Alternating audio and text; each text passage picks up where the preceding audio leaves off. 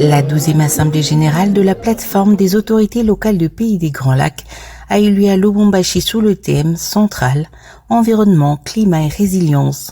Un événement régional majeur qui a réuni le maire de ville de la région des Grands Lacs, des délégations venues du Kenya, de la Zambie, du Cameroun et de la Tanzanie, ainsi que de représentants du gouvernement, de la société civile, ainsi que les organisations internationales et du monde académique.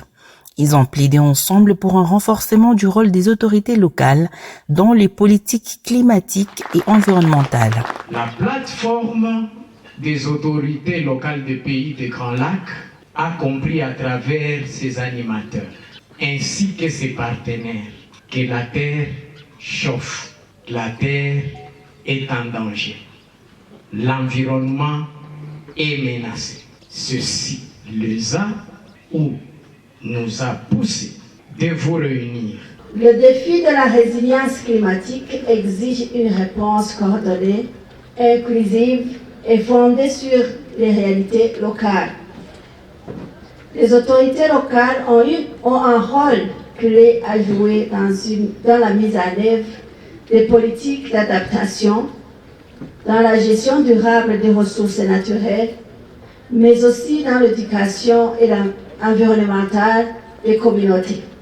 Le sous-thème de cette rencontre attire particulièrement notre attention. Faire progresser l'égalité des sexes dans le contexte de la crise climatique et de la réduction des risques. Le ministre de l'Intérieur, de la Sécurité et des Affaires coutumières, Chakman Chabani, réaffirme l'engagement du gouvernement congolais à accompagner les autorités locales dans leurs initiatives en faveur d'une gouvernance inclusive et durable. Il a insisté sur la nécessité de consolider le dialogue régional pour la paix et les vivre ensemble. Tant qu'il est vrai qu'on ne change pas de pays voisin, vos initiatives sont et restent un espoir pour le rétablissement de la paix et la stabilité dans la sous-région. Au-delà de la menace et la rupture de la paix par les conflits armés, nos pays se trouvent confrontés aux défis de changement climatique nécessitant l'implication de tous.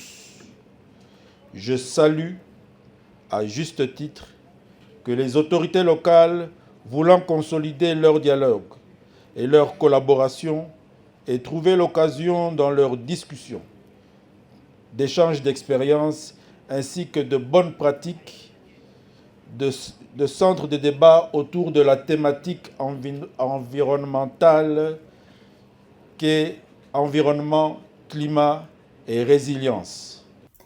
Après 2 jours d'intenses travaux, plusieurs recommandations ont été formulées. L'égalité des sexes au cœur de la résilience climatique, le sous-thème de l'Assemblée générale est de faire progresser l'égalité des sexes dans le contexte de la crise climatique et de la réduction des risques. Les intervenants ont unanimement reconnu la vulnérabilité accrue de femmes et des filles face au choc climatique. Vivre ensemble ne peut être concrétisé que dans un environnement meilleur. Ce que j'ai appris, c'est que chacun a le droit de maintenir son environnement dans les meilleures conditions.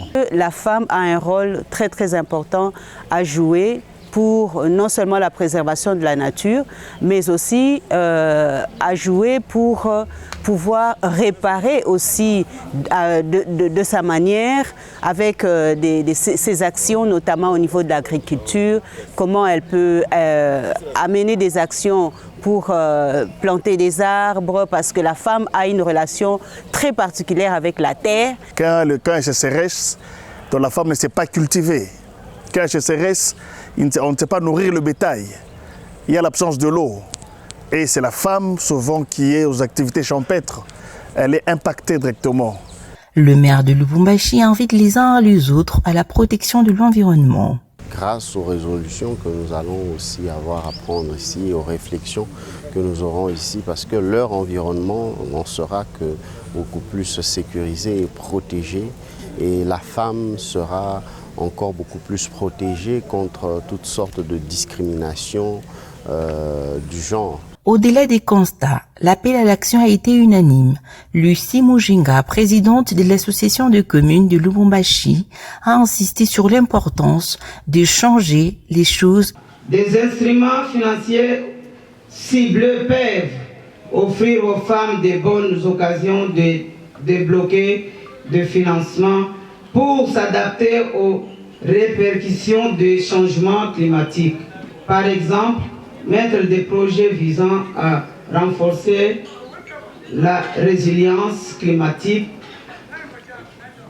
des communautés agro-pastorales. La plateforme des autorités locales du pays des Grands Lacs est une structure qui œuvre à promouvoir la coopération décentralisée, la bonne gouvernance et les développements intégrés dans la région des Grands Lacs en s'appuyant sur les rôles clés des collectivités territoriales. Nous avons informé l'assistance de l'existence depuis 10 jours d'un texte que nous avons présenté dans le cadre du comité national de pilotage de la décentralisation, présidé par Madame la Première ministre. Ce texte a été approuvé. Ça concerne un décret qui porte les modalités d'organisation de la coopération décentralisée, la coopération interprovinciale et la coopération inter-entité territoriale décentralisée. Dans les cadres du projet Mupaka Shambalitu des International Alert, Narcisse Zinindula, coordonnateur régional du programme, évoque l'apport de la PAL-PGL. Lorsqu'on traverse la frontière, lorsque un Rwandais, un Burundais, un Congolais traverse une frontière, ce n'est pas pour rester à la frontière, c'est pour se retrouver dans l'autre côté, donc dans une ville. Et lorsqu'ils sont dans cette ville-là, ils sont sous la gestion d'une administration locale. Et c'est ça qui révèle l'importance de notre collaboration avec ces autorités.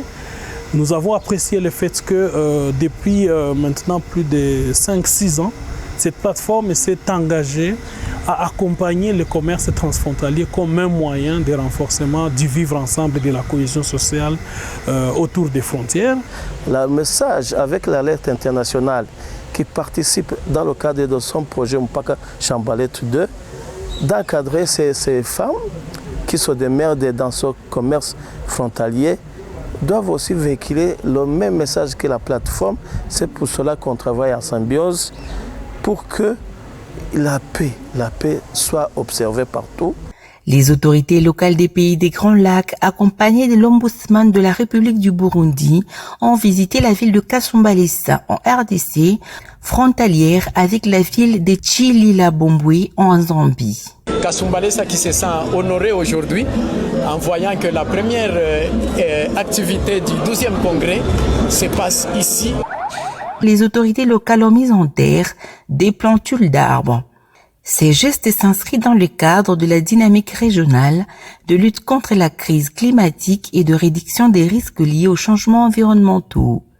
À travers cette initiative, les leaders territoriaux réaffirment leur rôle dans la préservation de l'écosystème et la promotion d'un environnement durable adapté aux réalités locales.